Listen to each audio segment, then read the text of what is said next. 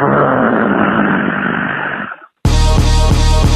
listening to the Pillaging Podcast, proud member of the Crow's Nest Podcast Network, companion podcast to PJ4F.com, the #1 podcast in Raider Nation. Tune in every week wherever podcasts are found. Call in and leave a message to be played on air at 408-909-PJFF. This episode brought to you by One Nation Fanwear. Check them out at onenationfanwear.com. It's time to pillage another podcast. We are in control.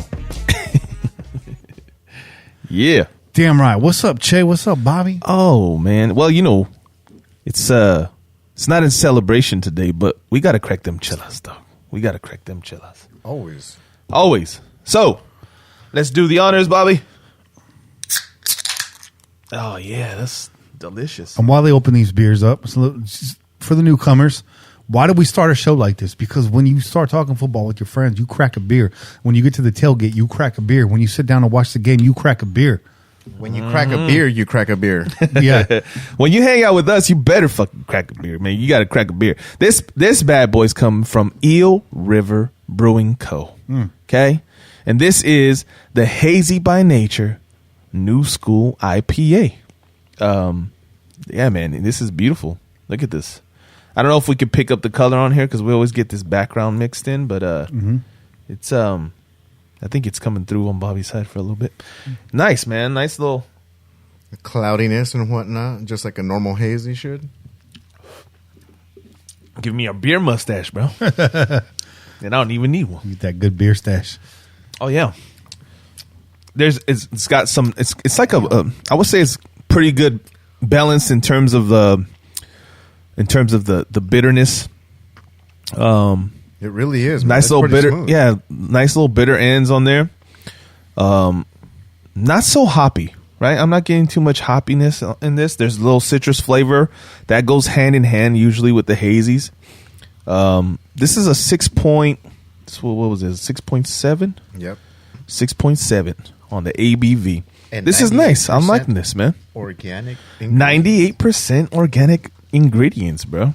Yeah, but yeah, man, this is good. I like it. I mean, I picked this thing up. I saw the label, and I was like, that's pretty dope label. Hazy by nature, you know, a little reference to naughty by nature. It even got the consumer advisory too. So you can, you have to get your parents' that parental advisor. Yeah, that parental. You down with ABV? Yeah, you know me. Hey, now this is good, man. I could drink this. This is going into the list of drinkable beers, especially at a party 6-7? beers, summer beers. This is a good like barbecue beer. Will it go in the blue cooler? Yeah. Does it go in the elite cooler? It does. But it's not rocking with the champs. Like it's not gonna go toe to toe with them 10-pointers, bro. Them 8-point, it's not gonna be riding up there. It's in there though. It's in the cooler though. Yes. It's definitely look. This would be something that you would mix in there for the guys that are trying to get in. Okay. To the craft brews. It's a gatekeeper. Yeah, I think so, right? That's safe to say. Yeah, it really is, especially because it's not so overpowering with the hops and whatnot. Yeah. It's got that Sabro, Mosaic, Citra, and Galaxy hops. But it's not hoppy. Those Citra hops. More malty, man. I like them Citra hops. Yeah. Let's set the table a little bit, guys. Beers are open. Beers are flowing. Hopefully you guys are drinking too. All night long. Unless you're listening to this at work or in the car. Let me save that for later. But if you're watching live with us, please crack a beer. Most of all, please smash that like button. Yes. As Bobby Wasabi said, if you've ever wanted to punch Paul Gunther in the face, smash that like button. There should be like 1 million likes right now, bro. Just something about his play Just calling. saying. Makes you want to punch him in the face. Real quick, got to give a shout out to Lucas Fuller. Hey, thanks for the $4.99 donation in the super chat. Salute. Also, shout out to our longtime friend of the show, Silky Slim. Hey, Mike. $19.99 donation. That's a lot of money, bro. That's very generous. We appreciate it. He says we shoulda, coulda, but it is what it is. We went toe to toe with the champs. Hopefully, next time we see them, the results are different. Chelas are getting heavier now on the IBUs. Well, hey, It's IBU season, bro. Hey, You know, we're in November. IBU season. We're in November, bro. You gotta stay toasty. Yep. Yeah. I'm not even gonna lie, bro. You know what? At the house, I'm getting a little bit of whiskey and Coke, bro. Okay, a little whiskey and Coke to toast me up because it's a little cool in the house. We don't run the heater too much. Yeah. It raises the bill. That raises the bill, though. Yeah. Unless you want to make some ponche like last time. Hey. When I first met you guys. That will definitely get you out there. That was a night to remember. That ponche, I was sweating in places I never even knew I had, bro. Ponche con piquete. I found a second crotch, bro. I had a crotch behind my crotch, bro. Crotch rocket. Yo, you had it was like a crotch basement, bro. You had what's his name? His boxers, bro. What's his riff-raff boxers, bro? Yeah, bro. I had like a trap door down there. I had a lot of square footage back there. I didn't realize. But hey, just a reminder, you can follow us on Twitter and Instagram at Pillaging Pod. You can like us on Facebook. We're not on there too much, but hey, if that's where you're at, you can go there. If you'd like to donate to the show, it is paypal.me/PJ4F, or right here in the YouTube chat, smash that little cash icon. Obviously, One Nation Fanwear, big shout out. Definitely check out the onnationfanwear.com page. You're going to look real fly after you get dipped in there. Also, a reminder to our European listeners, standard shipping to all of Europe. They actually have a distributor in Europe. So not only will you just pay standard prices, you will get your merchandise in no time. So, again, encourage you out there in the European market. Hit up onnationfanwear.com and enter the code capital PJ4F for free shipping all season long. Shout out to our friends over there at One Nation Fanwear, the most professional fanwear in the nation. That's right.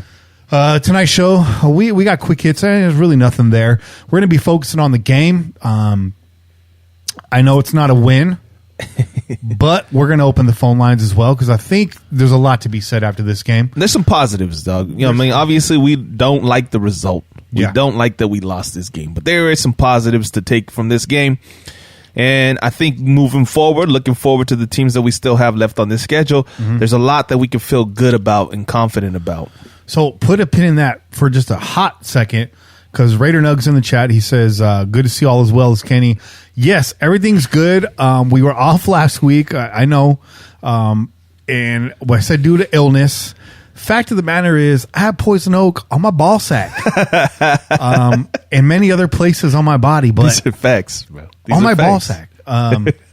Never take a piss in the bushes while you're playing disc golf. Let's just say Kenny is Kenny really embraced this Northern California sport. Man, I love nature, and he plays in the nude. I love nature. I'm a tree hugger, bro. And when poison oak likes to hang out next to a tree, so you got to be careful. So full bear hug. It was on my arms, it was on my waist, it was on my belly, it was on my neck, it was on my face. Hey, man. And it was on my ball sack, if I didn't mention. That's rough. So your boy got on prednisone. I was looking real puffy. I was looking real Bill Clinton there for a minute. I looked like Gary Radnich for like 3 days, bro. I'm good though. I'm looking slim again, so dropping some weight. Shout out to Lucas Fuller. He says, "Keep it up." Hey, I'm able to now keep it up now that they're cleared up. It's cleared up. Yeah. Shout out to that, man. Cheers to that. Because you don't want to be all swollen pinky, man. No pinkies. I was swollen up in all the wrong places. I was on a cocktail of prednisone, Zyrtec, and Blue Chew. You know what was whack? I was in the fairway all day. I had not one bad shot. Yeah, and I scrubbed and I triple scrubbed when I got home. Still, but hey, it's all good. We're good. We're good now. Shorty says when disc golf goes really wrong. Yeah, you know what, Shorty? I'm pretty much predisposed to this stuff. I get it quite a bit, so I'm able to manage. But I knew this one was going to be bad, so I jumped on the phone really quick and I called Kaiser. Yeah, you had to call that out, man. I had to call the advice nurse and be like, my balls. You should have gone to La Salvadora, bro. She would have got some Vaporub, bro. Just rub that shit on there, bro. Dude, that sounds painful. I have a story about that. I'm not going to tell it on this show. Just don't put vapor rub anywhere near your genitals. Yeah, that's not a good idea. That's for the subscriber. Yeah. Yeah. That's check our Patreon if you want more videos. More Kenny Dick stories. Anyways, back to what Shay was talking about, because this was a close fought game. Number one, it was the best Sunday night football game all year long. So thank you, America. You're welcome. Yeah. I had that backwards. You're welcome, America. You're welcome. We gave you a great Sunday night football shootout. Number two, we proved that we can go toe-to-toe with the champs twice. I said going into this game, if we don't win this game, don't get embarrassed in this game. Make it a shootout, make it a contest. And that's what we did. Big time presence of Cleveland Furl was missed in this game. Yeah, man. We couldn't hold the edge all game, Shay. Yeah, man. Hey, listen, I know that a lot of people are still down on Klee, bro, but listen, Klee is exactly what we wanted him to be. What this coaching staff wanted him to be was a guy that shuts down the edge. He sets the edge on his side of the line. And he's not going to get gigantic numbers, but he is a leader and he makes things happen, bro. And we felt the fact that he wasn't there. We felt it today, bro. Him not being there, they were outside every damn time they run the ball, bro. Yeah. Every time they went to run outside, it was open, and they got through. They had big plays, man. So, yeah, please start giving Klee some respect. Listen, everyone's high on Max, and then people talk about Klee, and they're right next to each other in terms of defensive end rankings. They're like 15 and 16. Exactly. You know, so that just tells you how Klee impacts the game, where Max impacts it by disrupting the backfield and getting to the quarterback. Klee is disruptive in whole other ways, man. He's beating up the line. He's holding up the edge against multiple blockers. Like that's what he's paid to do. That strength that he has. Yeah, bro. Yeah, that's some man football right there, bro. That's old school football right there. Definitely showed why we got him. We got to catch up to these donors right here. I'm about to retire off this super chat. Shout out to Mary J. Hey. Salud. Hey, shout out 1999 donation in the super chat. Also to you, Vero and Cali. Shout out, Vero. 1999 in the super chat. Vero says, missed y'all for reals. Hey, we missed you guys too. Yeah. I was just itchy, man. I was so uncomfortable. Probably could have done the show, but just so uncomfortable, man. But it would have been one of those, bro. You don't skip the second. At least you were swole for a bit. Hey. Yeah, my cheeks were swollen. I mean, my cheeks were swollen. You guys are missing the point. He had that gluteal game going. No more gluteal minimus. It was Maximus. Man. I was looking like a Far Side comic and shit. Shout out to Pete. Pete says he says he cannot contribute to the live chat tonight, so here's this $5 donation. We appreciate that. And Salazar, $24.99 donation. Sal also donated via PayPal over the weekend. Actually, last week he was looking forward to the show. Sorry about that, Sal, but we're back today. Shout out, brother. He does say 1-on-1 versus the Queefs. We'll see them in the playoffs. Raiders go 2-1 versus the Queefs and Zebras this year. I like it. I like that. And he made sure to throw in the Zebras. And the Zebras, right? Because that's what we got to do. We got to play against both of them. I like this one. Quinn, 1999. This was a huge statement. The rivalry is back. That's right. Facts. That's right. Facts. Hit him with that flamethrower, dude. And it's not even that much of a hot take. Let's just say that. That's not really a hot take, but that's hot. A flamethrower. It's just hot. To say that, you got to say that. Yeah. You deserved that, man. Thank you, Quinn. Appreciate that. We need to get a graphic for these shout outs too. We'll work on that. I'll work on that. Let's look at some of these stats. All right. Carr in the first half, 13 of 16, 183 yards, 1 touchdown, 135 QB rating, finishes the game 23 of 31. To not his fault, right? We saw like 6 drop passes in this game, something like that. Right, 5 drop passes. No, listen. And Carr they weren't behind either. They were in the money. Carr was money today. Carr was money. He, by all means, he outplayed Mahomes today. Again, right, for the second game against them this season, because I believe he outplayed them in KC as well. So Carr was not the issue, man. And I don't even listen. We had drops, and we had a couple series that didn't go the way we wanted. But the offense was not the issue today, bro. The offense was not the issue. The offense gave us an opportunity to win this game. You gave the ball back to KC with a minute 40, minute 50 left. The defense needs to show up. Yeah. Okay. This is not on the offense. This is not on drop passes, because we had an opportunity to win this game and we couldn't. We just didn't shut down the game. I got Kane right now asking what time we can bring him in, because I think it's time to talk about I think so. MVP and garbage can player. yeah. So I'm not even going to cut to music. We're just going to go right to him on the phone here.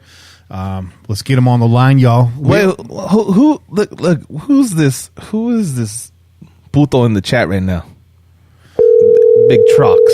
Come on, man. Hey, let's get out of here, bro. You're out, bro. Get out of here, bro. Hello. Yo, Kane, you're on the air right now. Dog. Hello. Welcome to the Pillaging Podcast. Hello.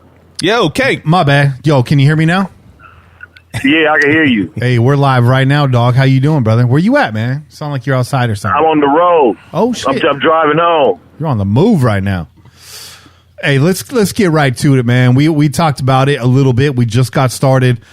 It was a great game. It was a statement game. We went toe to toe with the champs. Came up short. Gave America the best Sunday Night Football game they've had all season. This was not on Derek Carr. We saw the defense. We saw Paul Gunther have him out there in a goddamn zone defense in the red zone with like 30 seconds left to go. But we want to hear from you. Give us your takeaways, your MVP, your trash can player. You know the drill. First of all, it was a good game. I agree with you with that. And, we came up a little short. The defense still got some work to do, obviously. And, hats off to the offense for hanging in there and going toe-to-toe with Patrick Mahomes and the number one offense in the NFL. And so, tonight I want to say my MVP of the game is Derek Carr. Derek Carr, he showed up again tonight.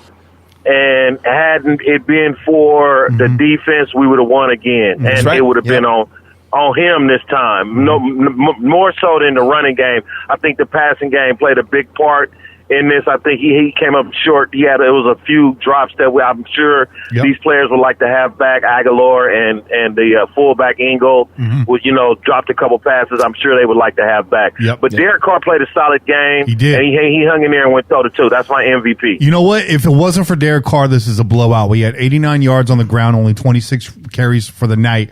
Derek Carr had us in this game all night long. And you saw that head moving left to right, checking down, looking deep, moving, shuffling. I mean, just doing everything he had to do. Derek Carr played an outstanding game today. The first game of his career. First loss to KC where we cannot blame Carr one iota. He was having fun out there. Hey, look. I walk away with my head held high from that game. We lost, but we won. We lost, but there's no such thing as a mental victory or a moral victory, but tonight, I think you can chalk this up to one of those type of games. Yeah, we felt like we was the better team on the field tonight. We just came up short. We get a couple of those drops back, and a couple things go a different way, and we win that game. So I think that's all. Tell me if you think I'm right. I think the narrative in the media remains positive for the Raiders. I think even though they lose this game, they win one in KC. KC coming off the bye week, haven't seen Las Vegas once already this year. I don't think KC thought it was going to be this difficult tonight. Right. And I think the narrative in the media is going to be that the Raiders are no pushover. This team that we've been watching for the last 4 or 5 weeks is the real deal. And these guys are no pushover. They're going to come to play.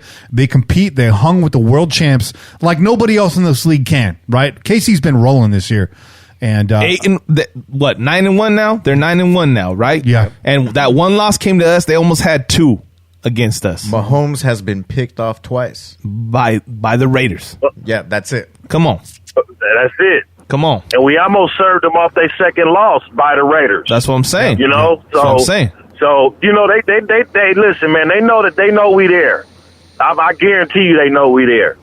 So that to me, I can take that away from this game tonight. They know we there. The NFL know we there.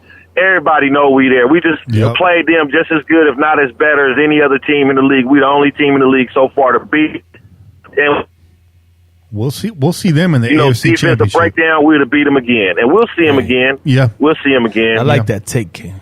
Yeah, I like that. I like that take, Kenny. He said we'll see him again in the AFC Championship game. I like that shit. That's a hot take. That's a hot take. Hey, let me hit him with that. The flamethrower, bro. I like that. Yeah. Hey, trash can player, man, needs to be said. Before we go there, I know it's going to be on defense, and I just want to state this again. Clee was missed in this game. Hell yeah. His ability to lock down the edge.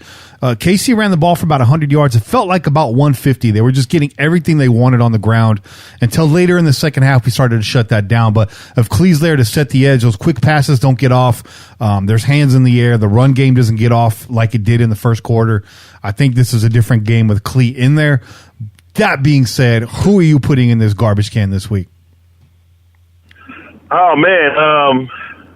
I got a few players I want to – can I just put this on the defense as a whole? Like, get a couple – you got to set a couple of stops. But at the crucial part of the game, when we needed a stop, you let them just run downfield, go downfield and score as a whole on the defense. It was plays made. Mahomes was Mahomes running all over the field, buying time, making plays, and at the last minute, we didn't crunch down, and we didn't hold them.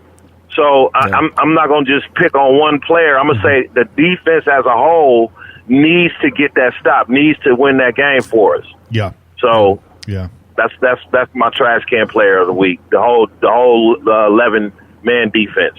Yeah, I mean, how Abram included. Abram hasn't made no plays in the passing game. He's a big hitter, and he's made that one play against Kansas City the last time we played him. Yeah. But other than that, I haven't seen him make too many big pass breakups or get a conscious interception like a Heath does or a ball hawk. Mm-hmm. I'm seeing a guy that likes to lay the wood, but not so much hawk the ball, and we need a little bit of both of that from him. And at crucial times like this, stop looking for the big hit. You know what I mean? Just stop them from scoring. Yeah. So, facts. Yeah, it's the defense as a whole, man. So moving on from this game, I mean, feeling pretty confident, like you said, walking away with your head held high, going into Atlanta and then facing the Jets. There was these back-to-back road games now, 2 winnable games. Yeah, it's going to be cold in New York. We talked about that last time we were on the air, but the Falcons going to get shit going today. They scored 9 points against the Saints. I mean, they're going to be licking their chops, but at the same time, they're going to be scared, bro. They know this Vegas team, this Raiders team is not a fluke anymore. No. It's bona fide. No, this is a legit team, bro. You now know you're facing a legitimate contender. It's not which Raiders team is going to show up. You know which Raiders team is coming to town. They're facing a legitimate quarterback that no longer is content with just throwing the ball on the ground and just saying fuck it. Yeah. And listen, and let's Carr, yes, absolutely. We're seeing the Carr that we've been waiting for, bro. This is the Carr that we all wanted to see, that we all, by all intentions, like we all hoped Carr would become this again, right? Mm-hmm. But the offensive line that is in front of him plays a major part in his success, and I just want to tip my cap to those guys, because this is, despite all the injuries and all the fluctuating spots and guys rotating from guard to tackle to whatever they got to do, from right tackle to left tackle, back to right tackle, Brandon Parker, I see you. Look, this offensive line, despite the fact that we don't have our original starters in the game, is holding up as one of the best lines in the league with fucking backups, dog. Okay? Yep. So that's scary to the league. That shit's scary, is that you don't even have your starting left guard and you don't have your starting right tackle, and you're still dominating up front. You're still dominating up front. 0 sacks, 1 QB hit allowed today. And that's the thing, too, that I've been preaching, man, is that's cool that we got our starters, but you got to have that depth. Yep. And right here, it goes to show you, dude, like, this sucks. A bunch of fucked up situations have been going on, but you know what? We'll plug in right here our backups that should be acting like starters. Absolutely. And they've been handling it, man. Kane, did you see Hudson mashing today? I mean, Hudson mashing. Oh, man, you know what I like? You know what more I like to see about Hudson than the mashing? I like to see his big ass pulling around the end and wiping out the blocker right in front. Just clean, taking them out. Yeah. And I've seen that like 3 weeks in a row now. Yeah. And I'm loving that. I like seeing that. Them two, you know, and then Good was out there at the guards position playing well, too. So you're right. The offensive line gets a lot of credit. Tom Cable gets a lot of credit. Huge. You know, we on the roll. What we gonna do about the defense, man? What we gonna do? We got to score 40 points every week. Because basically the clock beat us this week. I mean, KC held the ball for like 7 or 8 minutes in the third quarter. Yep. You know what I'm saying? And then we had it for the last 6.5 minutes of the third quarter. So basically one possession each team. And in the fourth quarter, it went basically the same way. I think we had it twice. They had it twice. Yeah. So, you know, actually they had it 3 times because they had it last. Listen, KC had scoring drives of 85 yards, 73 yards, 90 yards, 93 yards. I mean, they were just up and down the field at will tonight. 91 yards, 7-minute possession, 8.5-minute possession. And at the end of the game, what we gonna do about the defense, man? That's ridiculous. At the end of the game, 7 plays, 75 yards in 1 minute and 15 seconds. What are we going to do? First of all, this defense needs to mature. That's for one. Yep. And second of all, I've been I want to say protective of Paul Gunther, but kind of quiet about him. But that bullshit prevent zone defense that we played down the stretch was garbage. You're in red zone territory. You're inside the 10-yard line, and you're going to play a full-blown zone. You got linebackers handing off receivers to safeties that are out of position. Man up. Cheat those safeties down. Get in their face. Yeah. You can't finesse this team. No. You have to smash them in the mouth. Yeah, you got to be physical with them, bro. Like, in this prevent defense bullshit, like, let me pass on this receiver as he runs by me, and I'm just going to pass him on to the back because someone's back there, right? Someone's going to pick him up. That's some bullshit. You know, our homie, our sister, Gabby, was on Twitter talking about, how do you let Travis Kelce run by his fucking self? Because you're playing bullshit prevent defense and everybody's like, okay, this is my zone, so I'm just going to let this motherfucker go out of my zone. And that's nonsense, dog. You need to lock up these motherfuckers, bro.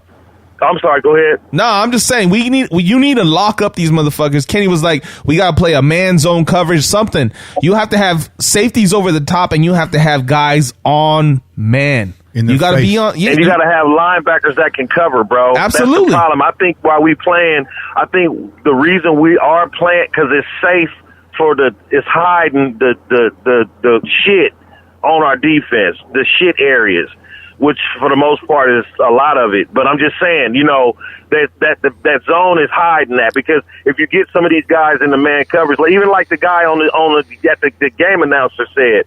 If you get some of these guys in the man coverage, they're going to get cooked. They can't cover. They don't have the cover skills.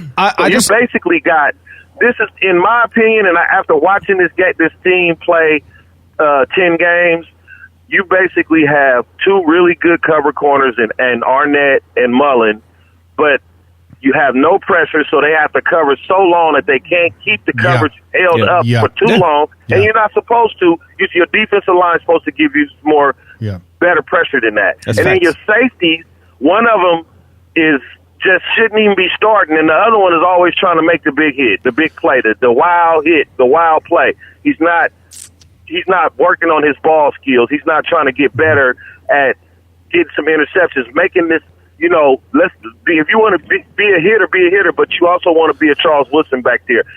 Look at Jeff Heath. He came out there. He played a couple games and got 2 or 3 interceptions. It ain't all about the big hit all the time. Yeah, you know what I'm saying? So there's a lot of things on defense we got to work on, but we didn't play 10 games. You ain't going to fix that shit right now. So that's why my question is like, what we going to do? We're going to have to I don't know. And let me say a couple things, too. I have no clue. Let me say a couple things, too. Damon Arnett, we liked him in the beginning of the season. He's had a rough re-entry on this team. Yeah, man. I mean, I think he's still recovering. I think he's still recovering, and I think being on the bench probably shook up a little things. You know, you get rusty, dog. You get rusty. You got to get back in the game shape, okay? Because it's not the same. And just being in there on a daily basis, getting tested by these professional receivers, and not just at practices. It's different, bro. They picked on him early on in this game. First half of this game, Arnett was not looking well at all. And then secondly, what I wanted to say, and I didn't think I was going to say this at all this season, another guy that was missed tonight was LaMarcus Joyner. Maybe that's a hot take. I don't know, but I feel like LaMarcus Joyner was missed out there. The last 3 games, he's been involved in some plays, man. Yeah, it's true. He's been flying around.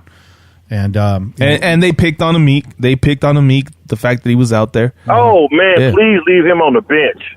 Please leave him on he's got a lot of work. He got a lot of work, man. But what do you do if Joyner is down? He's next man up, bro. He's next man up, and he's more depth. He's going to take his lumps. More Eric Harris. Yeah, he's going to take his lumps though at the slot. You know, in that position. Isaiah Johnson, bro. He had another tip tonight. Yeah, I like Isaiah Johnson. I like his effort, man. Yeah, you got options. Yeah, you got options, man. It's true. But we got to, the defense is going to be our hindrance. Our defense cannot even close out a game with 1 minute and 30 seconds left. Yeah. And I don't care if you Joe Montana with Jerry Rice and that cast of fellas over that way. You got 1 minute and 35 seconds. They got to drive 70 fucking yards downfield. You know what I'm saying? Like, keep everybody in front of you. It's not that hard. And we're not asking for much. If this Raiders team holds an opponent to 21 points, it's game over. Right. That ain't even asking a lot, bro. No. But this is what I was going to say, man, in terms of what Kane was saying, the reason why we have to go into this prevent defense. I get it. Yes, we have guys that can be exposed, but we multiple times got this KC team into third downs, fourth downs in this game, okay? Playing tough, playing fucking head up, and not falling back into this like, let's just not let them get a big play. Yeah. So stick with what works, bro, okay? You're not the best defense, but you're at least making some plays and you're being competitive. So stick with that. I'd rather see that. If you get burnt because you finally got beat, Mahomes didn't have any fucking passes over 20 yards completed, right? Like, going into the fourth quarter, he was like 0 for 4. I think they put up on the screen. They put it up comparison between him and Carr. Carr was 2 for 3 for 43 yards and a touchdown for passes over 20 yards, and Patrick Mahomes was 0 for 4. Wow. So if that defense was producing that, then stick with it. Mm-hmm. Right? Instead of giving up a wide open fucking middle of the field and giving up 11, 14 yards, 15 yards every single fucking pass, every single time that he stepped back and fucking threw the ball. Bro, this defense gave up 36 first downs. Come on, man. 10 rushing first downs. Yeah, man. Hey, when it comes to Arnett looked like a Chihuahua guarding a Rottweiler when he was out there on Travis Kelce. Yeah. You know what I'm saying? I mean, that's so much of a mismatch. How could you expect this young rookie who been out most of the season to come in and guard the best tight end in the NFL and be effective? When you have no answer, that's what you do. You put one of your best cover corners. Yeah. That's why I said you got 2 really good cover corners on this guy to hope he can slow him down. But like listen, I said, it's a Chihuahua guarding a Rottweiler. Absolutely. But you know what? But this is the problem that the KC causes for every fucking defense, okay? Like, you got Travis Kelce, who's a big fucking guy who can move, who's got good route running ability and can catch the fuck out of the ball. He causes that problem for every fucking defense he faces. Our defense isn't that great, and it's going to happen to our fucking guys too. Right. But the thing is like, what I'm trying to say is, if you're doing something that at least keeps you competitive, stick with that shit. Like, stick to man-to-man coverages. That's what you're going to get your best result from. Mm-hmm. Do that, because they were averaging less than what he ended up. He ended up at 7.7 yards per pass. Yeah. right? They were averaging like, I think it was like 6 or something per fucking pass or per play up until like the last quarter, bro. And once again, I said the 10 rushing first downs, I think at least 9 of which came off the end. If Cleve's there, that doesn't happen. They shut that down. Yeah. They shut that down. Yeah. We start to see a game plan more like the first time we played them this season, where take away the run game and force the short pass, and the offense doesn't move. It stalls out at that point. But when you're moving at a steady clip, picking up first downs on first downs on the ground, you can't stop the bleeding at that point. Yeah. So, yeah. Really quick, let me catch up. Shout out to Damage Incorporated for the $4.99 donation. Salute. Appreciate that. Raider Rich, he Damage says. Staying up. Raider Rich says, thanks for the show. Keep rocking them. That Oakland gear. That's right. Che and I are rocking our Oakland Raiders hats right now. And Bobby rocking that fresh Pillaging. Pillaging. I'm rocking my Oakland Raiders hat right now too, baby. No, you are. As Bay Area natives, we will always rep Oakland. But you know what? We appreciate Raiders in the Vegas, in Los Angeles, Oakland. We're Raider fans, man. I mean, it's time. We've embraced it. Sal Salazar says, great take, Che, on the O-line. And Lucas Fuller, thanks again, $4.99 donation. Salute, y'all. Appreciate you guys. Appreciate it, man. Sorry to leave you hanging like that. But anyways, moving on to next week, just really quick, Kane, going in against the Falcons. What's your over-under on the Raiders score? I mean, how many points are we going to hang on these dirty birds? Shit, man, I say we can hang 34 to 38 points on any defense in this league at this point. At this point, if it's not the Chiefs, you got to play. You got to keep up with us. That was a close division game tonight, and it was that close because it was a division game. Had that been any other team, we would have won that game. With that said, we can hang any given Sunday. We can hang 38 points on any team except maybe Pittsburgh. Mm-hmm. That's my take right there on that. So I'm going to say 38 points. Who are your top 3 teams in the AFC right now? Pittsburgh, Kansas City, and Tennessee. Tennessee, okay. All right. Do you got the Raiders in the top 5? I mean, I know we're in 7th place right now, but power ranking wise, AFC. I got the Raiders. I got the Raiders in that second tier playoff teams. Like they dropped out of that tonight too. By the way, they dropped down 6-4 with Baltimore and Miami. So we won the tiebreaker over Baltimore because we beat KC and they lost to KC. So at this point we one step ahead of them. Mm-hmm. And if we beat Miami, we'll beat So look, we can take care of business. We go out, win these games, and we in the playoffs. That's just how it is. Yep. Where are we at in the playoff tier? With our defense being the way it is, we in that bottom half of that second tier, man, with no defense, It's just like the Ravens in that bottom half of that tier with not too much offense, but a good defense. Their offense is struggling right now. Mm-hmm. So, but you know what, though, Kane? We were this team in 2016, right? We were a team that basically wasn't going to guarantee a shutdown or, we weren't. So we got takeovers. We was plus 16 in takeovers and we need that. And that's what I kept saying. We need turnovers. In order to assure that this game is a lock, we need big plays. We need a turnover. We need a fumble, a muff punt. Something has to happen. We got one interception. We got gifted an interception right on the goal line. But we needed at least one more to really turn this game around and make it so that KC couldn't get back into it, man. Let me ask you this question, Kane, because we talked about our schedule predictions. We revisited those a couple episodes ago, and we spent some time talking about the Colts there. We were all kind of split on that game, but now we've seen a couple weeks. We've seen the Colts put together some good games. I mean, they went toe to toe against the Packers today. Rivers exits with a toe injury, comes back. Packers flub that game at the very end. Colts go on to win.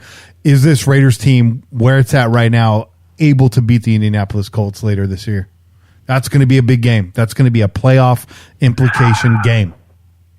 Yeah. You know what? Like I said, we can score against any team in the league right now. I'm not afraid offensively of nobody in this league right now. No team.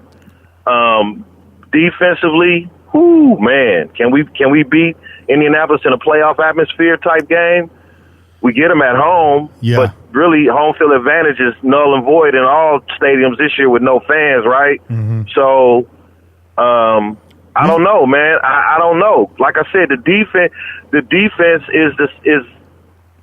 we had the game in the bag tonight. All you had to do was make 3 fucking stops. That's it. 3 stops, 4 at the most. You know, if they 4 stops, that was 4 down territory. You make 4 stops, you sweep the Chiefs. You give them their only 2 losses. You give Patrick Mahomes his only interceptions. You got a lap to leave in their mind. You took a lap around their stadium. Now that lap you took around that stadium, you can laugh and smudge cream in their fucking face. Now you be like, nigga, we took a lap around your stadium and you came here and we whooped your ass. That would have said a lot. Yeah. But you know what I'm saying? It didn't, but I'm saying it would have said a lot. So it was the defense that stopped us from doing that. That's why that didn't happen. Yeah. Defense. Yeah. And it's been like that all year. Yep. So if the defense can't hang on, if the defense can't win some of these games for us, or if we get in a position where we can't close out a game with the last 2-3 minutes by running out the clock and we got to put the defense back on the field, can they get a stop to win? I don't know. Mm-hmm. Yeah. I don't know. Well, the good news is the Chiefs are behind us. We won't see them unless we see them in the postseason. And I think the rest of the schedule, all winnable games. Will the Raiders win out? I think unlikely, but very much winnable games down the stretch here.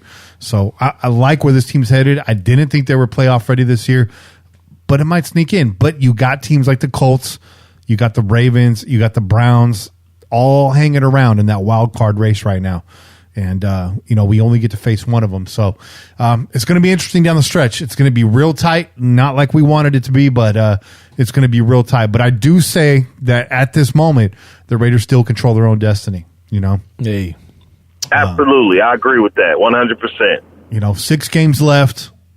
If you can win 4 easiest of them. schedule of the whole NFL left on the schedule. Yep. We got the easiest games left. All we got to do is go out and win those games. The point, the question is once we get to the playoffs, how are we going to play? Are we one and done? Are we a one and done team? That's the question we should be really asking ourselves, because defense wins championship, offense sells tickets, and right now, this defense ain't winning no championships. Well, you gotta go a few rounds to get to the championship game, anyways, man. So I gave us a shot to stand up with these teams in the AFC, bro. We could put points up. You got a chance, bro. Mr. Wasabi. Can you stop Derrick Henry? Ooh. Well, you know what? That's a good point. But can you stop Lamar Jackson? Can you beat Josh Allen? I mean, honestly, I think we can stop Lamar Jackson, bro, because they ain't. You said it earlier. They ain't playing very good on offense, bro. I don't know what Baltimore did, but that offense is all fucked up. They went away from what the running back that was working for them last season, and they went to this multiple back, and it's all confused, bro. I don't know what they're doing right now. The only thing I've said is that if we gonna get, I love what Kane said about Abram, about trying to be a ball hawk. You want to get your seawood on. That's cool that you can lay the wood, but try to get that ball hawk. Yeah. This is my thing. If you are going to get those fouls where you over here, roughing everybody and this and that, make it count. Yeah. That was the one thing I was looking forward to today. I was looking forward to seeing Abram just completely lay out Kelsey. They throw out the flag. They'd be like, oh no, excessive, hating, blah, blah, blah, whatever. But he was down there and he remembered that. Yeah. And he would have got shook by that. Mm-hmm. That's my thing, dude. You want to bring it back to the old schoolness? It's fine getting one every now and again. Yeah. That's my thing. It's cool. Now, I don't like what-if scenarios, but Mr. Wasabi, I want to ask you this question. If Raider Nation is in that stadium tonight, do we win this football game? Oh, of course. I definitely see that, because the amount of noise that would have been going on there to begin with, it would have completely drowned everything out, dude. The one thing I was thinking of was, I was remembering that Thursday night game where it just came down to like the final, like not even seconds. It was like the clock was done at that point. It was just the final fucking play. And that's what was going through my mind. I was like, had Raider Nation been there, it would have been a completely different situation, because that feeling would have been there. That pressure would have been there, dude. And listen, the same could be said if KC's whole fan base was in the stadium as well, right? I think Kenny is the best to be able to tell us about that because he was actually there in person in KC, and he knows that they're ruckus. They cause a ruckus, man. They get loud in there. Yeah. They cause problems for opposing teams. But so do we. Yeah. So when you come, you won't in Oakland. We don't know what we do in Vegas, but yeah, that's true. That's true. But you know what? Yeah. But you know what, Kane? You put a team that's winning. Winning solves a lot of issues. It gets people out of their couches and takes them to the stadium. But it was just something about Oakland that was just thuggish. The Coliseum was dirty. The locker rooms all fucked up. The field got dust on it. The fans as mean as a motherfucker. Hey. You know what I'm saying? It's just grimy as a motherfucker. It's just scary. It's like going into a haunted house. Hey, bro, you're not getting no Death Star right there. You're not getting no argument from me, dog. That motherfucker stank like a goddamn sewer on. Hey. You know what I mean? So that's intimidating, bro. No, I know. Then you got the fans cussing you out, throwing shit at you, talking shit to you. Painted faces, you know what I'm saying? Like Too Short saying, that in Vegas. Like Too Short saying, wall to wall, dirty orange carpet, sitting in the bucket, hoping you could start it. Hey, Oakland Stadium was a trap house, bro. Hell yeah. No doubt, Kane. Come on now, who you talking to here, bro? I know all the stuff that you just. I know y'all know that. I know you just said. I had to throw that out there. No, I missed the house, man. I know. No, of course we all do, bro. Would they win at the house? If it was in Oakland, hell yeah, and we was in that position, motherfucking yeah, we would have came out and they would have been scared in the motherfucker tonight. It was a night game too. Oh man. Oh yeah. I'd be driving home drunk right now. And we would have won. Yeah. What's the capacity there in Vegas? Like 65,000. Yeah. I'm fairly confident you're gonna get like 40,000 Los Angeles Raider fans in that building. It's gonna be loud as fuck. Hey, listen, if LA Raider fans can take over SD on a regular basis and LA on a regular basis, I have no problem seeing them come. I used to see them travel up over the hill as they were coming into SD to take over Qualcomm.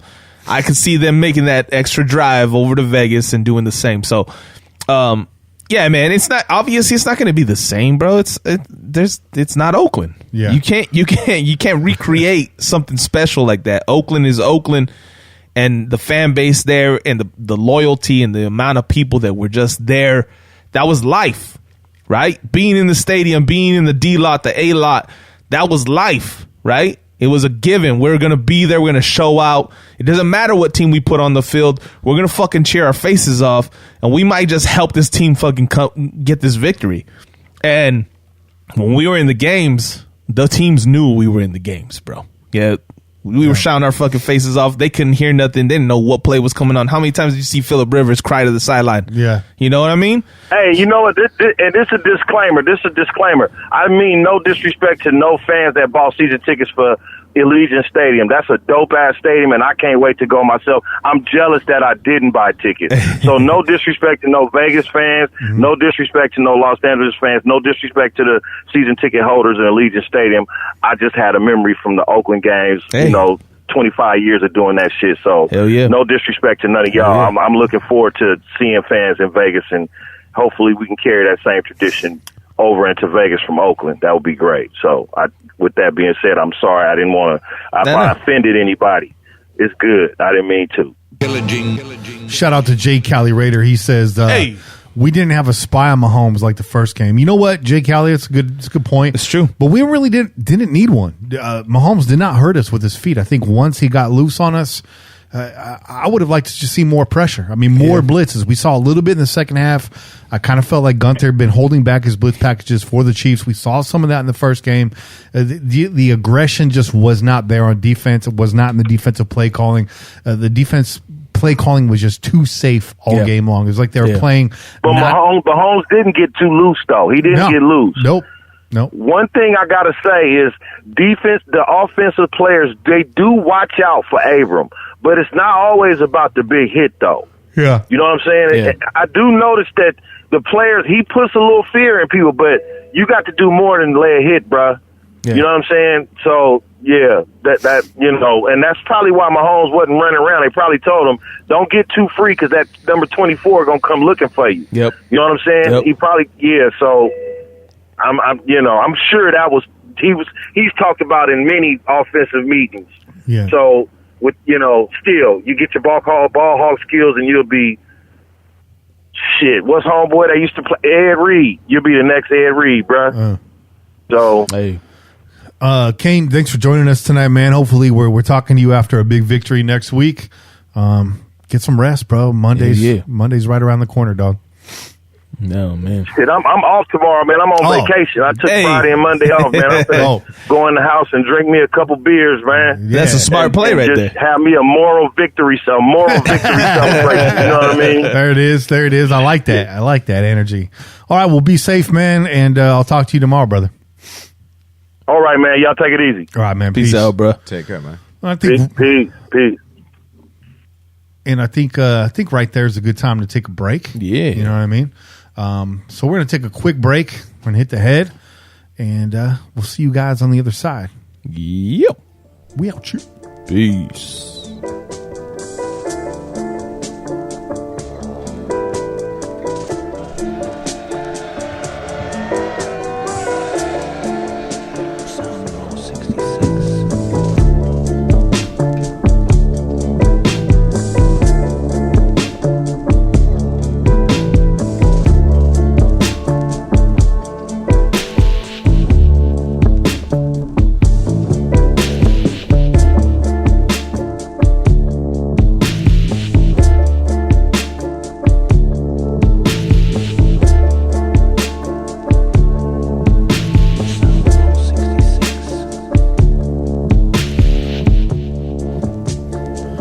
And we're back.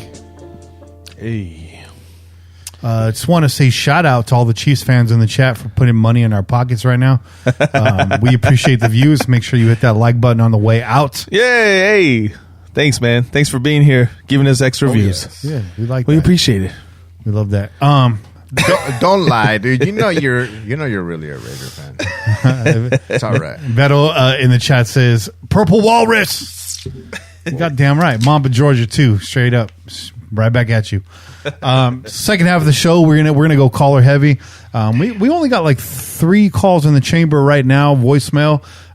So I know usually we only open the phone lines after a win, but this was a good game. So I'm interested to hear your thoughts about it. I think we learned a lot about both teams tonight.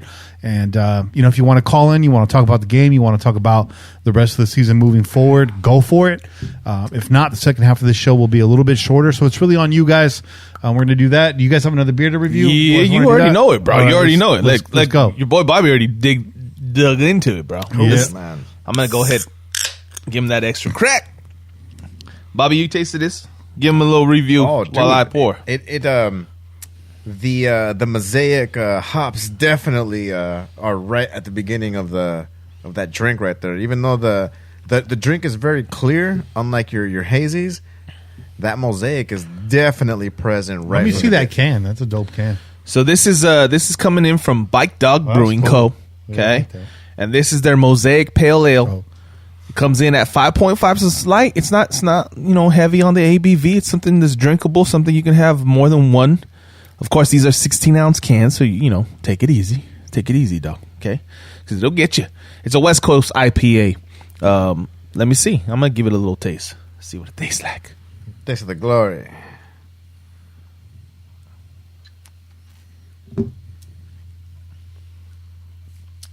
Oh yeah, the hops are definitely there in this one. More hoppy. It's got those mosaic. Those mosaic. They got an interesting flavor, man. I don't know how to describe them. I don't know how to describe them. It's like a little bit of sweetness. Yeah, it's interesting. It's interesting. But listen, man, Bike Dog. This is I think the second or third Bike Dog Brewing Co. Beer that I've reviewed, and everyone that I've had has been pretty good. This is very nice, bro. This is a 5.5, so you could, like I said, we throw these in the cooler. They might replace a Modelo or two.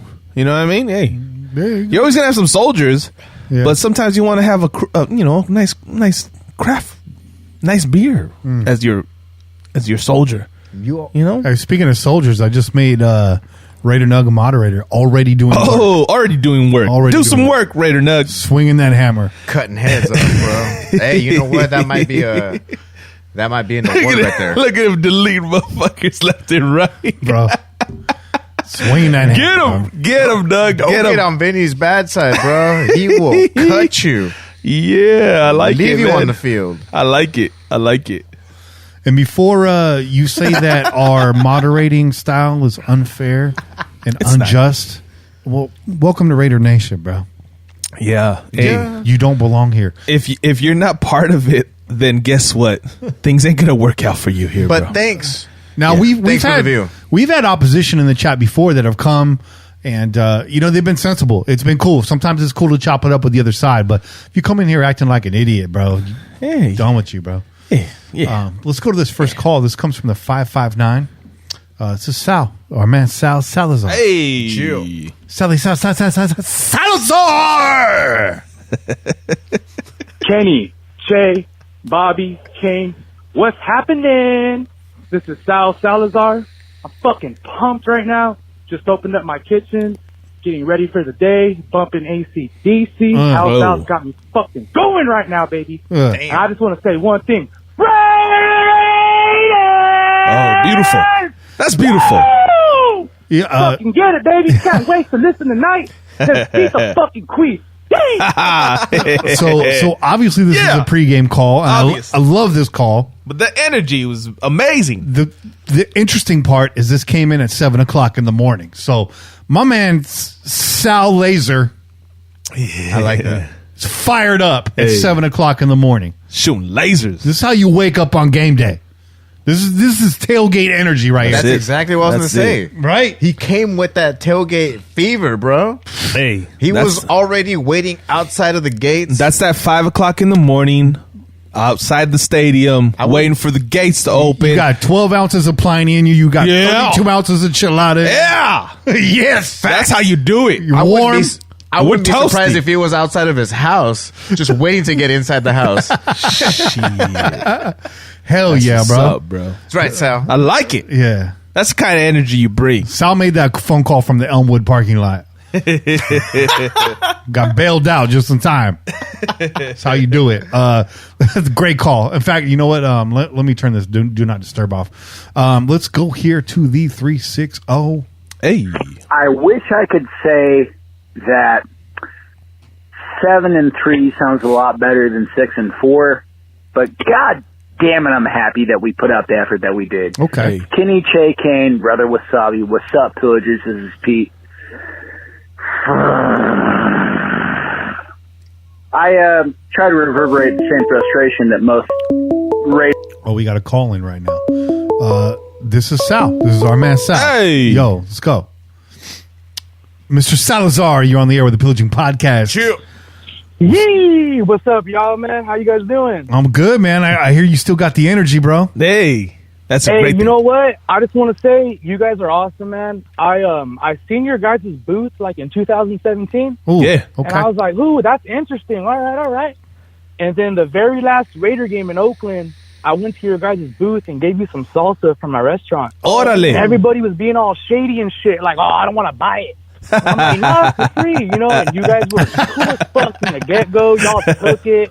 And I was like starstruck. I saw Kane. I'm like, saw Che all fucking tall. And I was like, oh, fuck, this is tight. Like, fucking feel like I'm meeting a celebrity and shit. Y'all are dope, man, for real. He's a celebrity, But- bro. Celebrity. Hey, I like that. Hey, but Put that on a you called it, t-shirt, Bobby. bro. I walked outside my restaurant, and I was just feeling it this morning. I was like, man, fuck the Chiefs and shit. And my maintenance guy, he's a Chiefs fan, so he talks shit all the fucking time. Yeah. So I went outside, you know, just felt like I was in section 103 again in the black hole. Hey. Fucking let it out, man. So- I mean, So you're the one that brought the salsa. Let me tell you, the salsa was fire. yeah. Bad news. Thank you, man. I appreciate it. I only got 3 chips in it, and the shadiness didn't stop there, bro. Because somebody stole that fucking salsa, bro. Hey, you know what's funny too, man, is that I was gonna walk back, and you guys were already like kind of like heading out to the gate. And I had a big old fucking bag full of it because I did like 80 pints. But you know what, man? I got season tickets to Vegas, so Hey. I'll have to fucking hook you guys up, man. I really want to get a pass and shit. But I'll definitely, like, you know, like, hopefully next year, man, hook you guys up. I got about 8 tickets, and we'll have to, like, link up and shit. Or just for you guys to have a fucking spot and, you know, do your thing. Hey, just bring a super soaker full of that salsa. shoot me in the nipples with it. You know what I mean? Like, I liked it. Man, hey, thank you, man. You know, 80 years. We'll be celebrating 80 years of business next year. Wow, man, that's awesome. You know, blessed. You know, awesome, bro. man. Hey, drop that name, bro. Drop that name if you don't mind. Hold on. Let me guess. Is this the Bobby Salazar restaurant chain? Or nah, you know what? Real talk. That's my Uncle Bobby. Okay. I love my uncle. He's dope. But my grandpa Sal started a restaurant in 1942 in a small town called Salma. I'm about like 15, 20 minutes away from Fresno. Yeah. And there's a prison out there, no? My grandpa, that's Corcoran. Well, yeah, Fresno. Yeah, they got county. You know, Okay. But yeah, my grandpa started in 1942, and my grandpa died when my dad and my uncle were 15, and my dad and uncle took over, and then my uncle went a separate way. But my dad's been holding it down. We celebrated 79 years this year, so we'll be 80 next year. But my Uncle Bobby, he's awesome though. I love Uncle Bobby. He's awesome. How are you guys doing with the COVID shutdowns? You guys hanging in there? Yeah, man, we've been blessed. I mean, shit, it was a catch-22, you know, because everybody was getting all this money, you know, being on furlough, but yet they were coming to the restaurant and spending it, you know. So it was a blessing, but it was pretty tough, man. Because I mean, I don't blame them. You guys work hard. I mean, and sometimes you just want to fucking relax. You know? So I get it. I really get it. You know, I go on vacation for like 2 weeks in the dunes in Pismo and get all fucking stoned and drink, and and it's sounds awesome. like a plan. You know? That sounds like a great vacation. Man, I have to link up with Bobby. Hell yeah, dude. We'll do it right. About the game though. Hey, there's some disc golf courses. You know what? We were 6-4 last year, and I didn't want to talk about playoffs because I wanted to see more improvement, especially with a young team. But this year, even if we're one and done, I can't be mad because who would have thought? Like, I mean, like real Raider fans we're always optimistic. I mean, we got Dante Culpepper, and I was like, oh, well, fuck yeah, man. 6 and 5 as a fucking like 12-year-old kid. So, I mean, I'm still optimistic this year. Yeah. Arnett, I think he played more than like 50 snaps for the first time since he got injured. Yeah. So I'm not really tripping off of it, but it would have just been really sweet, especially the way I fucking woke up this morning. But it's all good, you know. I'm hoping Arnett can pull together and play strong down the stretch because we saw some physicality and aggression out of him the first couple games of the season. So we know that ceiling is high. He just has a rough start getting back into it. But I think we've seen it before from Arnett, and we'll see it again. If he can, definitely, you know, pull himself up, him and Mullen, I think it's going to be a formidable duo right there, and I'm liking what I'm seeing from Isaiah Johnson. So I think that, like I said earlier, this defense just needs to mature. And like you said, even if we're one and done in the playoffs, hang some experience on these guys because we will be back next year, right? Yep. So exactly, and that's what, like, Raider Nation, we just need to relax. Like, you know, like, trust me, I know we like to get super optimistic or skeptical and think worst of the worst or best of the best, but at the end of the day, man, I'm 29 years old, and I've only seen like 4 or 5 winning years of my life. And that was 99, 2000, 2001, 2002, and 16. So, yeah, 5 years. So I'm just taking it like day by day. Trust me, I want results because I'm in the restaurant business. It's not what you can do for me now, not later. Yeah. But I have to understand that, man, we're like when I see John Gruden and Mayock, I kind of get that Al Davis, Ron Wolf vibe compared to Reggie McKenzie, and I gave McKenzie a chance because it was always, you know, Al running the show. But yeah, I'm just, you know, Raider Nation, we just got to relax. We're 6-4, and I think we're in a better spot at 6-4 than last year. Yeah, we're sitting pretty. Absolutely, right now. Sitting pretty. Absolutely, right now. man. Sitting real pretty. I'm sitting in my fucking car, you know, real pretty. But the Raiders look even sexy. But hey, man, I'll let y'all go. I just want to say you guys are kick-ass, man, and first-time caller, fucking pumped, and I have to do the fucking the challenge, man. I know, I think Rue won it last time. Hey. Or he so I have to. I suck when it comes to 90s. I don't know why. I was born in 91. I suck when it comes to the 90s, but I feel like maybe I can. My dad gets pissed off at me. He goes, "You need to know more about the fucking restaurant than the Raiders." And I'm just like, "Hey, man, I love both, but the Raiders, man, they're like a girl that hey, yeah, I'll give it to you, baby. And come on, man. You know, fuck.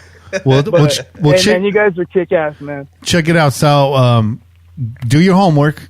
Call him next week. Yes, sir. I'm going to give you that challenge. Oh. I'm going to give you that challenge. All right. And I just found a bunch of. I called myself out. I just found a whole box of first run pillaging rum barrel t-shirts. Woo! LA's, bro. Hey, limited, nice. limited edition. Limited. Yeah, these are the very first Limited. t-shirts we ever ran. So I found a box of them fucking B-Lot fucking t-shirts. Hell yeah, man. We're all fucking freaking on my neck and shit. Kenny actually printed them. Yeah, no, I Right did. there. Nice. Yeah, I did help screen print these. They are clean.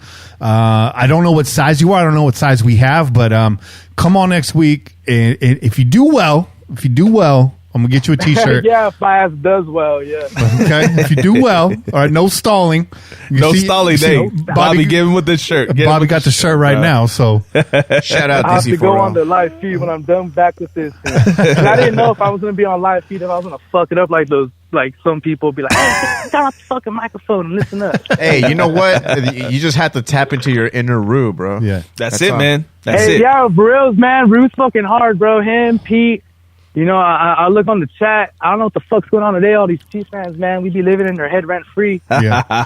You know, but Yep. Those are facts. Yeah, I called my dumb ass out, so I better call next week for sure. Hey, it's all good, man. Sal, you jumped in the pool. It's easy now. You're the first one on the dance floor. That's it, bro. The water's warm, bro. The water is fine, bro. Just pee in it and the water's warm. Hey, Hell yeah, man, so the sharks come up. but real quick, Sal, what's the name of the restaurant, bro? Because, you know, I do got family in Fresno, bro, so I might be out there. Oh, sometime. nice, man. We're called Sal's Mexican Restaurant.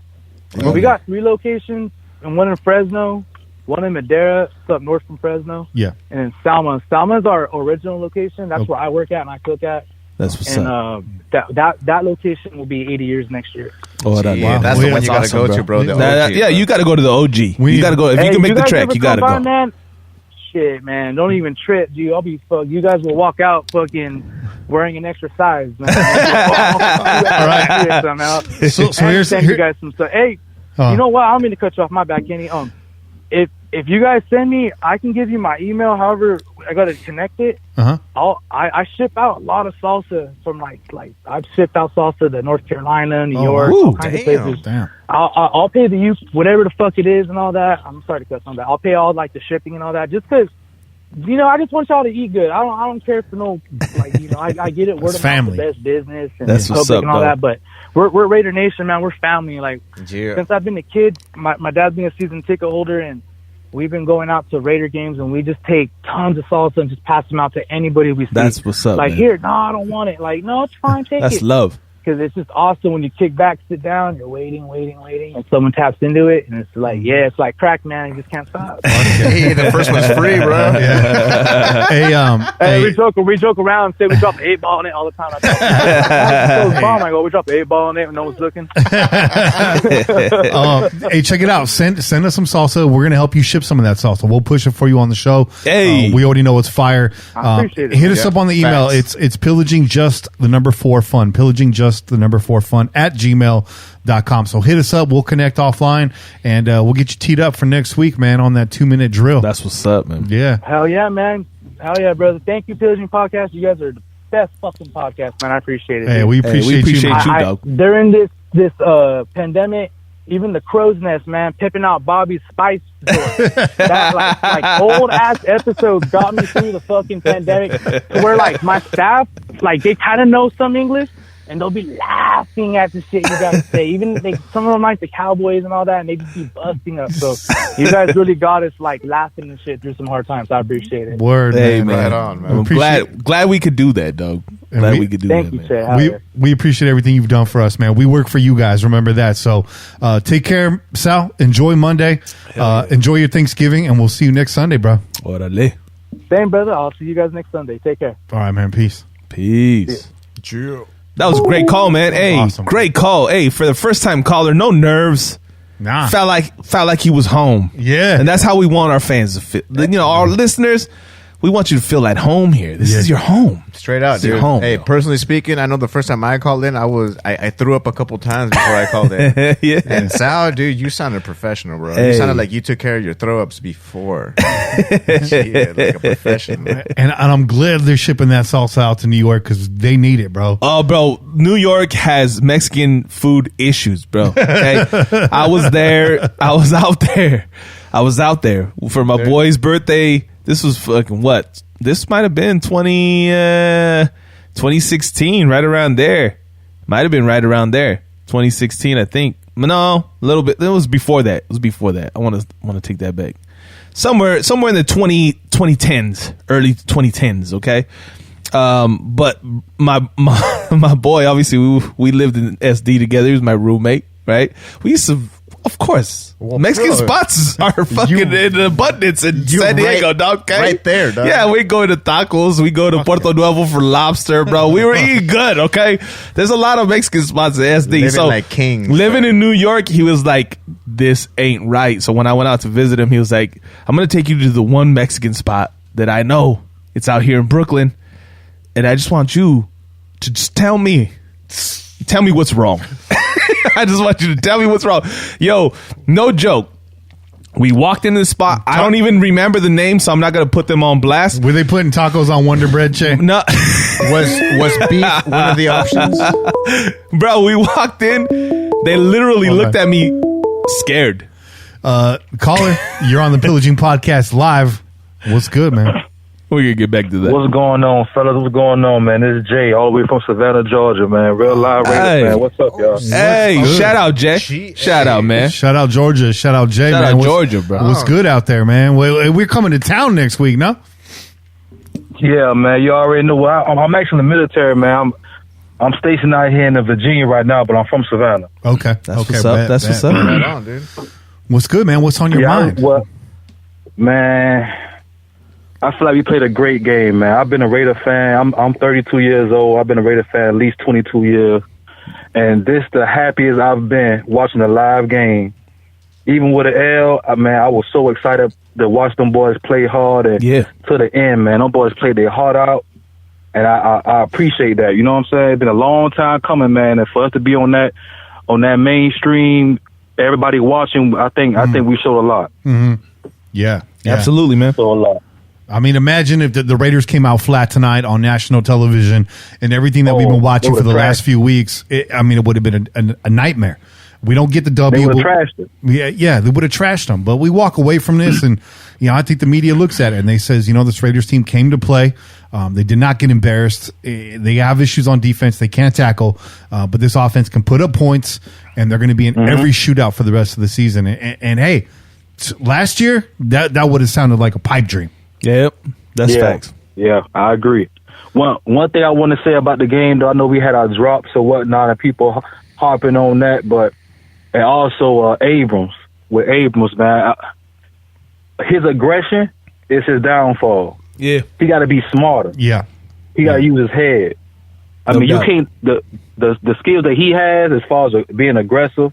You can't teach that. That's already in him. Yeah. But you can teach him to use his head. He got to be smart, man. He can't just be dumbing out like that. Not at that time. Yeah. Yeah, that's true. Dumbed out. And square up. I mean, there's still going to be opportunities, Abram, to make that big hit, but square up. Yeah. Explode through the hips. Don't just come flying in there every single time. I agree with that. I think that's now the narrative on Abram. I think Raider Nation, they love it. They love the aggression. They love the energy, but they see, where it's a weakness now. It's starting to kind of rear its head. And as we come to the playoffs, and every play is going to make a big difference. Every hit's going to make a big difference. Abram, you got to square up. You got to play smarter. You got to hit through. You got to hit through the player, not fly past them. Yeah, that's true. Yeah, that's true. Also, they're going to start throwing a lot of flags on him because he will be known to push somebody out of bounds, to do a little, little bull stuff throughout the game. He got to hold that in because they're going to start throwing flags. Hey, you can cuss on this show, bro. Just so you know. I want you don't edit yourself. That's all I got, man. I just want to call in and get my little spill on the game. All right, brother Jay, thank you so much for calling in. Don't be a stranger. Quick question, Jay. I was going to ask you, man. How is Raider Nation out there in Georgia, bro? Be honest with you, man. it's real slow out here for Raider Nation. We got a lot of Falcons fans, got a lot of Steelers fans. That's why I'm so proud. You know what I'm saying? That's why I'm so proud of my team, man. I feel like I'm the only one. I'm the outsider. Man, I'm an outlaw. I'm a Raider, so I'm already an outlaw. Hell yeah, dude! I'm proud of you right there, dude. Just holding it down for us right there. Hell yeah! And thank you for your service too, bro. Yes. Yeah, absolutely. No problem, man. No problem, man. Y'all have a good one. You too, Jay. Have a great Thanksgiving, brother. All right, too. All right, peace. I'm loving the energy from the calls tonight, guys. Hey, man, that was fantastic. That was fantastic. I'm going to wind this call back, but before we play it, I got to hear the rest of that story, Jay. So, look, this is what happened. We walked into this Mexican restaurant, and as we were walking in, it was like the people working there had never seen a Mexican walk in their doors. They're all shit. They all looked over at me, and I said, ¿Cómo están? Like, I don't know what that like. ¿Qué hola, cómo están? And they're like, oh shit, we got a Mexican is here. We can't fake the funk no more. Like, I saw this look of worry, like literally as we were walking in the door, and I was like, that's pale, weird. Huh? You heard him ripping the cellophane off the guacamole. Oh, bro, we seriously. Bro, dust off the tostadas. The Mexicans are here. We walked to the back. And we sat down. They had all the decor. You know, they had the right vibe going on. They had the rancheras playing, and they had the pictures of bullfighters and whatnot, and fucking mariachis. That was the good vibe, the right vibe. They had the Donald Trump pinata. But then we ordered, bro. Yeah, no, never that. But then we ordered food, right? So I was like, you know what? I don't know what. I'm looking at the menu, and I was like, usually when I go to restaurants, bro, and you try to get like the real stuff, like if you try to get enchiladas or, the stuff that your mom will cook for you at home, it's a bad bet. I usually don't. Especially if you're raised eating that shit, right? Like if you're not raised eating that shit, you're probably going to order enchilada and you're going to be like, oh, that was delicious.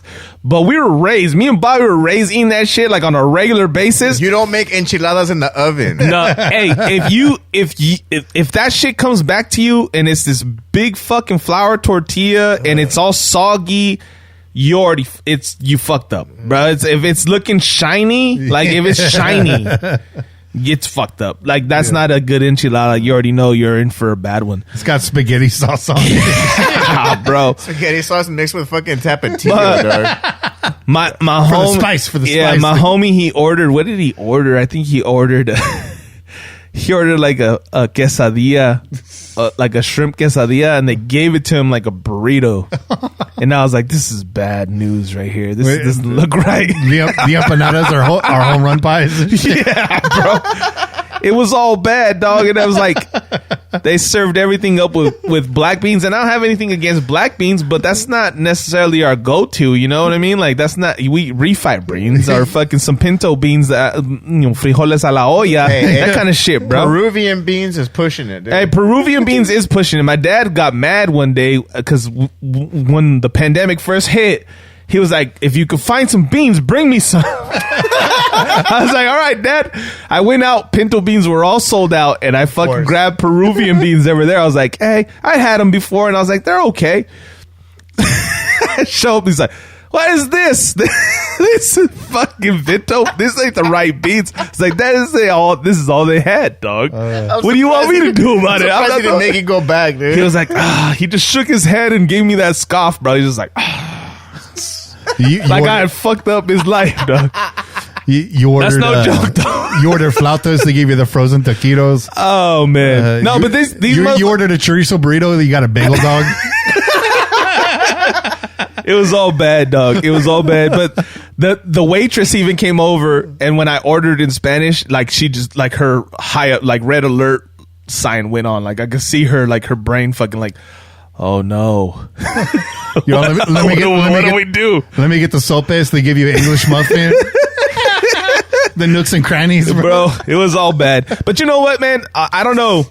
I don't know if it's just that they've become comfortable and they're like, New Yorkers don't know shit about Mexican food anyway, so let's just give them whatever the fuck we make. Yeah. Or if it's because produce and everything is so fucking expensive that they just they don't buy very good fucking product, and they just kind of serve up. You got the shredded lettuce on the taco, bro. Yeah, bro, that fucking mixed bag of fucking. They got that fucking mixed salad bag, bro, that they open up and they pluck out. They pluck out fucking cabbage. Oh man. See, that's why. Oh shit, man. See, that's why if that restaurant was up to date, if they were on it, they'd be growing their own cilantro, their own onions. You know, You don't gotta worry about Yeah, that, bro. dude. But it's New York. Dog. Major- They need major- a fucking rooftop fucking garden, bro. major red flag is when there's black olives on the enchiladas, Oh, bro. yes. Or no, when there's yellow cheese on the enchilada, bro, you should just They got craft singles Yellow, in there. yellow. Just Yeah, leave. if you got American cheese, just leave, bro. and then fucking poured fucking nacho cheese on your fucking enchilada, you're in trouble, bro. Dude, no, Get the fuck out of there. That's dirty. So good call, Sal. That helping out people there, dude, by giving them some flavor, bro. Let them know, bro. Let them know. Help them Jesus out. Christ, bro. man, it's sad out there. They Dude. make the horchata with the soy milk.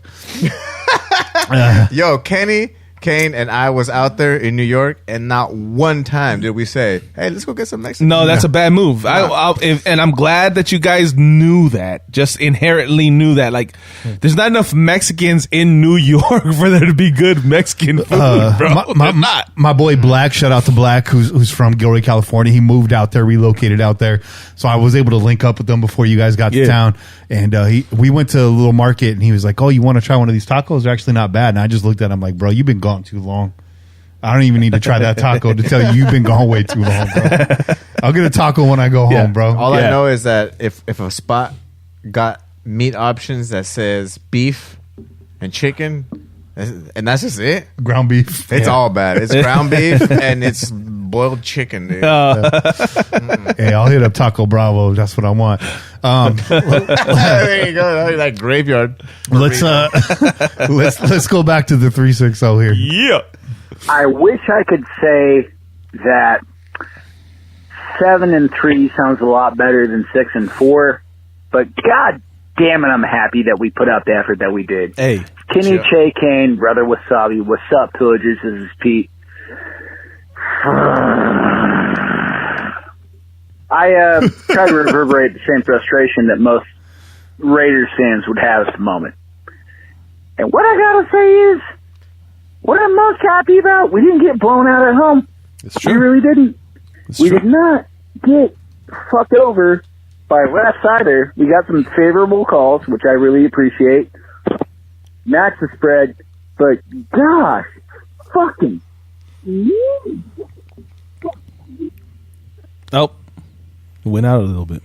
Went out there, huh? No, he's just that frustrated. Lose him? He's like, whoa! I think he died, He bro. faded out. He faded out. He faded out. He dropped the phone and like took a quick lap around it. Hey. He should come back though. Hey, real quick though. Real quick though. Is you have the rest of it there? I let me sync forward and see if he jumps back in. No, I won't even jump forward. Something happened with this call. Something's going on. Yeah. Real quick, May Spitfire, okay, said, "Fuck, I love Mexican food. Got it good here in San Diego." And that's a fact. Real quick, May Spitfire. Listen, I hope you're hitting up Tacos El Frances in fucking in Tijuana, okay? Playas de Tijuana. That's the spot to go if you want some fucking real legit tacos and you live in SD. Cross that border. What's the best taco Tacos there? El Frances. What do you get there? What's the best taco? Everything, bro. Yeah, all of it. They got the real al pastor, bro. They got that shit on the Trompo? yeah, bro. They got that. They're carving it down. Everything you get there is fire. I'm gonna get a trompo for the studio here. The first time fuck yeah, bro. Bobby Boy will never leave. Bro. That would be dope.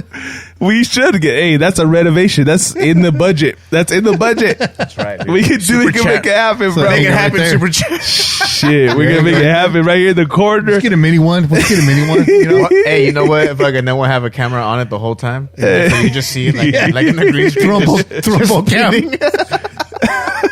Trompo cam.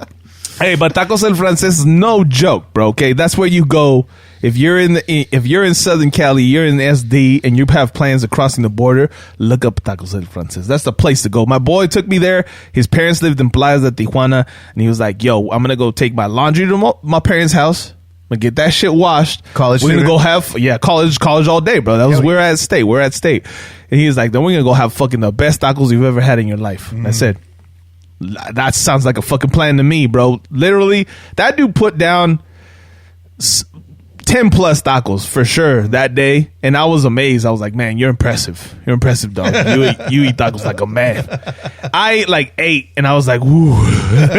But I also ate like a fucking half a bowl of radishes, bro, because they just put that bowl of radishes in front, lime and salt, so I was throwing those back, couple fucking beers. That's how they get you. Hey, that's how they get you, bro. They get you with those radishes, man. Hell yeah, the radish, and you're not gonna not eat them, bro. They're not gonna put fresh bowl of radishes in front of you, and you're just gonna stare at them and be like, nah, I'm gonna save my appetite for the tacos. No, you're gonna eat them bitches, bro. Yeah, I love They're radish. delicious. Yeah. Delicious. And it's, it's an outdoor setting, like most Mexican restaurants. All right, if you're in Mexico, they're mostly like that.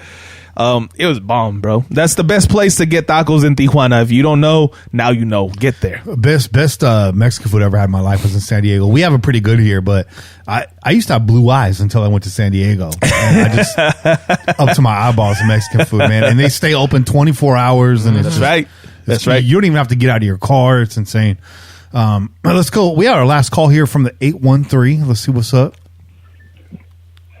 Mr. Stapler, Che, Bobby Wasabi.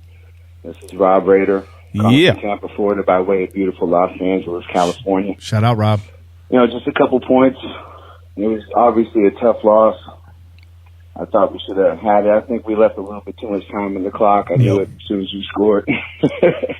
But, a couple things. It was really good to see the fight and the toughness Absolutely. in this team. Even though, we missed some plays, I saw kind of the mystique of the old Raiders starting to creep back into this team. I think Abram has a big part in that. But, I grew up in L.A. and going to L.A. Raider games in the Coliseum in L.A.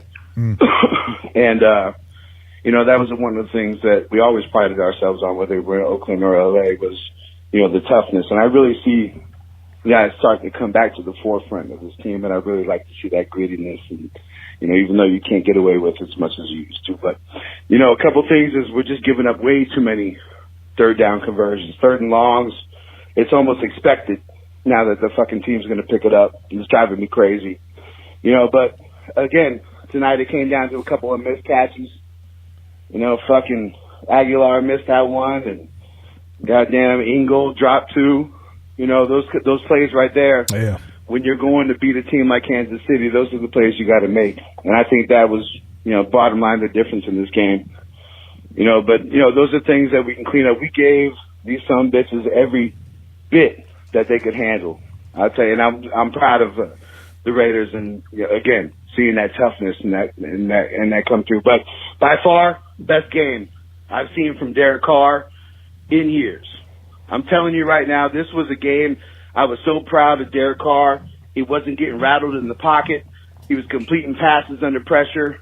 I got to give it up to Derek Carr. He's my MVP for the night. That's right. No fucking doubt about it, man. Yep. Big props, man. I don't want to hear shit else about Derek Carr not being our man. He's the dude. So, it was a great game. I wish we would have came out with the W, but I think we put the league on notice that the Raiders are here to play, and we're going to rock it out from here on out. Knock on wood if you're with me. Hey. Yeah, that's the way to end a phone call, man. We haven't heard that in a while. Hey, nice right? reset. I like that. That's nice. I like that. I like that. I like that. Hey, great call, man. Great call. It was good. Call. No filler there. Great call. Hell hey, yeah. real quick, because Vettel is hot right now. She's heated because of the taxi driver in Tijuana that took her to the fucking shitty ass fucking taco spot. Yeah. Because he said, take us to the best tacos in Tijuana. Motherfucker took him to the lamest spot because the motherfucker was getting paid off by them. Kickback. every fucking tourist that you took to them, they gave him free food. Hey, Vettel, now you know. Next time you go, let them know. Hey, don't be taking me to no bullshit taco spot. We want tacos el francés. That's it. Don't ask no taxista. Just call Che. Yeah, hey, that's it. Hit up Che. He'll hook you up, bro. That's it. He's like your trip advisory right here, bro. That's right. He got you. I know what's good down there. It's still good. I know it's still good. If you go to my old neighborhood, though, in North Park, it's not what it used to be, but there's a whole shitload of breweries in the neighborhood now, so go get yourself some craft beer. Make sure you book your next trip through Che Vaga. Put that on that t-shirt. That sounds suspiciously close to something weird. So you might have to change the name. Chevagos. There you go. Hey, man. Hey, Vagos con tragos, bro. That's going to be chill. even after L, you can come to the Pillaging Podcast. We're going to keep it upbeat for you. We're going to tell you exactly how it is. We're going to let you speak your mind. Everybody has a voice here on this show. Also, before I get out of here, I wanted to shout out Brandon, who was in the chat, who came in as a Chiefs fan and gave props, said it was a hell of a game. You all battled. So cheers to you, man. That's the way you come in to enemy That's territory, respectable, man. right there. So don't come in here talking nonsense when you guys won the game by fucking 4 points. Come on now. I know. And you know what? And Brandon aside, that's how Chiefs fans do, bro. Because we were at the stadium, and everyone was kissing our ass when we got there. And They're just scared, bro. After they won, everybody wanted to fight, and it was just like, you better show up ready to fight. Yeah, show up ready to fight. I want that energy early. Yeah, early. Bring it. Give me that energy early. Don't come in here soft and be like, hey, oh no, you guys are pretty good. No, young, let me see you guys. Oh, you guys are pretty good. And then after you get the W, then you want to be tough guy. Mm-hmm. That's a recipe for fucking disaster. The other thing I noticed, especially in fucking Oakland, Bronco fans in the Bay Area are assholes. Bronco fans in Denver are soft. Like Sharman. Y'all out there line dancing with Raider fans. And that's on you too, Raider fans. I'll be tripping motherfuckers in the electric slide, bro. I'll be doing the Macarena, throwing elbows, bro. Fuck that noise.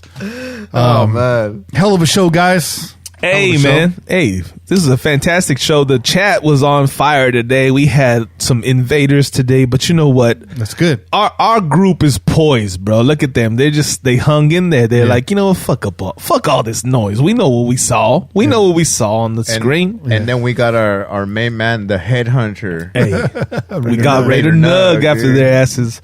They all disappeared real quick. We got Nugger Lane in there, bro. Nugger Lane. Hey, Nug, you gotta grow that mohawk now. Straight out, yo. I want to see a fucking earring with a feather on it. Hey, todo, bro. He just looked at them losers. Yo, he just looked at them haters and he was like, "Say, woman, why don't you drop your man and come meet me at my hotel?" Oh, guys, that's it for this week's show. Tune in every week wherever podcasts are found. Until next week, keep the rum in your mug and the wind in your sails.